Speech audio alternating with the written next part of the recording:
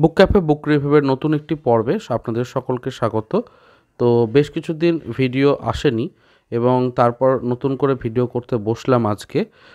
সাথে জানাই এই মাসটাতে ফেব্রুয়ারিতে ভিডিওর সংখ্যা একটু কম হবে। মার্চ থেকে আবার যথারীতি রেগুলার ভিডিও পাওয়া যাবে।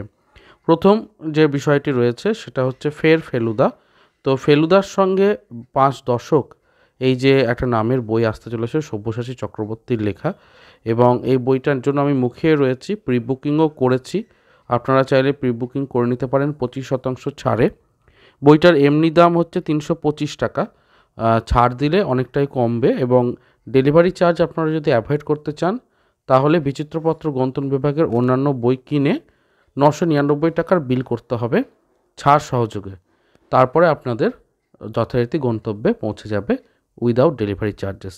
তো দেখতেই পারেন এখানে সামনে নাম্বার এবং অন্যান্য যাবতীয় ডিটেলস দেওয়া আছে। ফেলুদার সঙ্গে বিগত বছর মানে 5 দশকে যা যা ঘটেছে এবং অ্যাক্ট করতে গিয়ে কী উপলব্ধির সম্মুখীন হয়েছেন তাই নিয়ে এখানে সব্যসাচী চক্রবর্তী কলম ধরেছেন। এগিয়ে যাচ্ছি পরের আপডেটের দিকে। পরের খবরটি রয়েছে আনন্দমেলা নিয়ে। আনন্দমেলার যে নতুন সংখ্যা 20শে ফেব্রুয়ারির সেটা প্রকাশিত হয়ে গেছে, দাম 20 টাকা। আপনারা চাইলে বইটিকে পারচেস করতে পারেন। পত্রিকাটিতে ভুতুড়ে গাছ নিয়ে যেমন প্রচ্ছদ কাহিনী রয়েছে, তার সাথে 5টি গল্প রয়েছে যেগুলো ভিন্ন স্বাদের। এবং ঘুরতে যাওয়ার ক্ষেত্রে আলেকজান্ড্রিয়ার পথে বলে একটি শিরোনাম দেখতে পাচ্ছি, অর্থাৎ মিশরের আলেকজান্ড্রিয়া এবং তৎসংলগ্ন অঞ্চলগুলোকে ভ্রমণের অভিজ্ঞতা রয়েছে। এছাড়া আশ্চর্য বলে একটি স্পেশাল বিভাগে পৃথিবীতেই মঙ্গল গ্রহ বলে একটি অংশ রয়েছে। তার সাথে সরঞ্জিৎ চক্রবর্তীর নতুন ধারাবাহিক উপন্যাস শুরু হচ্ছে, তো সেটাও কিন্তু এই পর্ব থেকেই। কাজেই যারা সরঞ্জিৎ চক্রবর্তীর লেখাটিকে আগে ভাগে সকলের আগে পড়তে চাইছেন তারা এই পত্রিকাটি দিয়ে শুরু করতে পারেন। প্রত্যেক মাসে দ্বিপাক্ষিক পত্রিকা, কাজেই একবার 5 তারিখে প্রকাশিত হয়, একবার 20 তারিখে।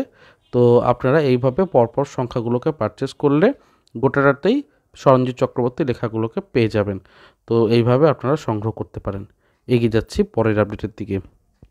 জ্ঞানপীঠ পুরস্কারে ভূষিত হলেন গুলজার, এবং এই গুলজার সাহেবকে জ্ঞানপীঠ দেওয়ার সাথে সাথে জানাই এখানে দেশ পাবলিকেশন থেকে ওনার যে বইগুলো প্রকাশিত হয়েছে তার একটা আমি লিস্ট পেয়েছি। তো আপনারা এখান থেকে ওনার সম্পর্কে আরও জানতে বইগুলোকে পারচেস করতে পারেন। আপনাদের সুবিধার্থে এই ছোট্ট বিজ্ঞাপনটিকে চ্যানেলে দেখালাম। এগিয়ে যাচ্ছি পরের আপডেটের দিকে। বর্তমান সংবাদপত্রের সাথে অবশ্যই সুখী গৃহকোণ এবং সাপ্তাহিক বর্তমান থাকে, তার দুটোরই আপডেট আমি দিয়ে থাকি। সুখী গৃহকোণের যে সামনের সংখ্যাটি, সেই সংখ্যাটিতে বেশ কিছু ভালো টপিক রয়েছে, 2টি গল্প রয়েছে, 2টি প্রবন্ধ রয়েছে এবং বেশ কিছু দেখলাম ভালো ভালো উপন্যাসের জায়গা রয়েছে। তো আপনারা চাইলে অবশ্যই এই সংখ্যাটিকে পারচেস করতে পারেন। প্রচ্ছদটা আজকেই প্রকাশ পেয়েছে সংবাদপত্রে, আপনাদের সঙ্গে শেয়ার করলাম। প্রসঙ্গত উল্লেখ্য সুখী গৃহকোণের দাম 14 থেকে 15 টাকা মতো। এগিয়ে যাচ্ছি পরের আপডেটের দিকে। বিচিত্রপত্র গ্রন্থন বিভাগ থেকে আরও বেশ কিছু বই রয়েছে, চিরকালীন বই নতুন চেহারায়। দেখতেই পাচ্ছেন লীলা মজুমদারের বেশ কিছু বই, ভূতর ডায়েরি, তারপরে পুরাণের গল্প, তারপর আজগুবি এবং গুপি পানুর কীর্তিকলাপ, এই 4টে বইকে নতুনভাবে রিলিজ করা হচ্ছে। প্রি বুকিং শুরু হয়ে গেছে। আপনারা যথারীতি এই বইগুলোকেও পারচেস করতে পারেন। এবং কিছুক্ষণ আগে যে ফেলুদার বইটা দেখলাম সেখানেও আপনারা প্রি বুকিং করতে পারেন একসাথে। প্রি বুকিং করে যদি 999 টাকার উপরে যদি আপনার বিল হয় তাহলে ফ্রি ডেলিভারি পেয়ে যাবেন। এগিয়ে যাচ্ছি পরের আপডেটের দিকে। ভারতবর্ষের আনাচে কানাচে মন্দির রয়েছে এবং এই মন্দিরগুলির কতগুলি তো বেশ রহস্যময়। তো সব মিলিয়ে প্রত্যেকটি মন্দিরের ঐশ্বরিক মহিমাকে জানার জন্য আপনারা সুখী গৃহকোণের নতুন যে ধারাবাহিক সংখ্যাটি শুরু হয়েছে সেটাকে তুলে নিতে পারেন। সুমন গুপ্তর নতুন ধারাবাহিক মন্দির কথা, এখানে আপনারা বিভিন্ন মন্দির সম্পর্কিত আলোচনা পাবেন। যেমন রিসেন্ট প্রথম যে সংখ্যাটি মন্দির কথার ওপরে রেখেছেন সেটা দেখলাম বৈদ্যনাথ ধামের ওপর রাখা হয়েছে, যেটা রাজগীর দেওঘর ওই দিকে রয়েছে। তো সেই বৈদ্যনাথ ধাম নিয়ে আলোচনাটা বেশ পড়লাম, ভালোই লাগলো। তো আপনারা একে একে প্রত্যেক সংখ্যাগুলোকে এবার থেকে পারচেস করতে পারেন, তাহলে দেখবেন এই রকম একটি আর্টিকেল থাকবে যেখানে ভারতবর্ষের কোনো না কোনো মন্দির নিয়ে আলোচনা রয়েছে। তো বর্তমান পত্রিকার তরফ থেকে এই আপডেটটা ছিল, সেটাও আপনাদের সঙ্গে শেয়ার করলাম। এগিয়ে যাচ্ছি পরের আপডেটের দিকে। সামনেই হতে চলেছে দোলযাত্রা এবং বসন্ত উৎসবকে কেন্দ্র করে একটি বইমেলার আয়োজন করা হয়েছে। আপনারা সকলেই অংশগ্রহণ করতে পারেন, সেখানে ভিজিট করুন এবং 6 থেকে 12ই মার্চ পর্যন্ত কলেজ স্কোয়ার প্রাঙ্গণে বিদ্যাসাগর উদ্যানে আপনারা এই বইমেলাকে দেখতে পাবেন আর নতুন বইও পারচেস করতে পারবেন। বইমেলাতে প্রকাশিত সমস্ত বই কম বেশি পেয়ে যাবেন ওখানে। তো যারা ইন্টারেস্টেড তারা অবশ্যই আমাকেও নিচে কমেন্ট করতে পারেন, তাহলে আরও ডিটেল যদি পাই আমি অবশ্যই পরের পর্বে যোগ করে দেবো। এগিয়ে যাচ্ছি পরের আপডেটের দিকে। যারা লেখা দিতে পছন্দ করেন তাদের জন্য একটি ভালো সুযোগ রয়েছে। আমারই সম্পাদনাতে প্রকাশিত হয়েছিল আত্মলেপ এবং ছেলেবেলার ভূতানের মতো দুটি বই, যে দুটি বই খুব সুন্দরভাবে পাঠক মহল পছন্দ করে নিয়েছিল। তো সেই নৈরিত প্রকাশনী থেকেই আবারও একটি বিজ্ঞাপন রয়েছে এবং এখানে আপনারা নববর্ষ বিষয়ক সমস্ত কিছু দিতে পারবেন, সেটা কবিতা হোক, অন্তমিলযুক্ত কবিতা, অনুগল্প, গল্প, প্রবন্ধ বা ফিচার, এমনকি বুক রিভিউ এবং ভ্রমণ কাহিনীও আপনারা দিতে পারবেন। আপনার যদি কোনো ভ্রমণের বক্তব্য থাকে সেটাও রাখতে পারবেন। অঙ্কনের একটি বিভাগ রয়েছে, যারা বসে মানে এঁকে কিছু দিতে চায় তারাও দিতে পারবে। এবং ঘরসজ্জা বা স্টাইল স্টেটমেন্ট এবারে নববর্ষে আপনার কি, সেটার ওপরও 800 শব্দের মধ্যে লিখে পাঠাতে পারেন। তো সমস্ত ডিটেলটা এখানে রয়েছে এবং ডেট রয়েছে মার্চের 25 তারিখ পর্যন্ত, দুঃখিত, মার্চের 15 তারিখ পর্যন্ত।